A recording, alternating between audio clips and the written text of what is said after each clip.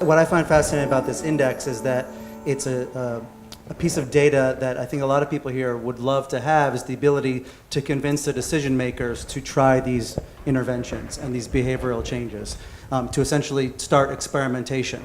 And a common theme that I've heard here also... By the way, it's really tough. We complain, or you complained about companies don't do much.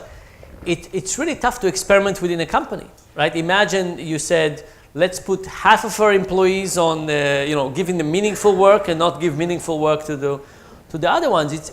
It's very tricky, and then companies just ending up doing the same thing over and over and over. And then you hire consulting companies, and they just tell you what other people are doing, and people just equate to whatever the lowest common denominator is. And it's a little easier to do with sales, also a bit more measurable. But I think, okay, so one way to think about experiments is that experiments are really entrapment. So, what happens? Usually, people just behave in the world. Let's say I've done lots of experiments on dishonesty, when I try to figure out how much money people would steal with me, in what condition, and so on. And I could wait for people to steal money from me, right? But that will take a long time. So what do? I bring people to the lab, and I organize an opportunity to steal with me at the same time. And that's what experiments are. They're basically trying to take the timeline of things will happen naturally and say, let's condense it and having happen immediately. And there's all kinds of things we could do this way. So for example, if you say goodwill, let's think about doing an intervention, and then let's ask employees to show up on the weekend to help us paint the barn.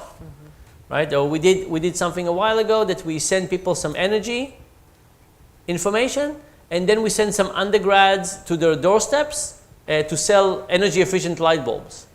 Right? We didn't want to wait for them to actually do something. We wanted to tempt them and to see if it happens here. So I think there are opportunities, but you need to think what you want to measure, and can you accelerate? Or another thing, Zappos, really lovely company, they give people gift certificates to give to other people on the team routinely, and they force people to do it.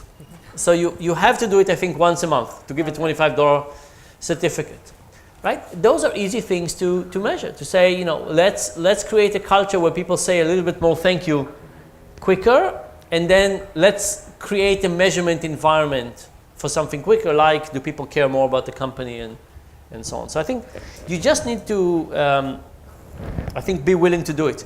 I will tell you that we tried an experiment with a very large company, and our dependent measure was going to see whether they would steal from the supply cabinet. So the goal was to do something that creates goodwill, and then to put some really nice pens in the supply cabinet, and people see how quickly they would disappear.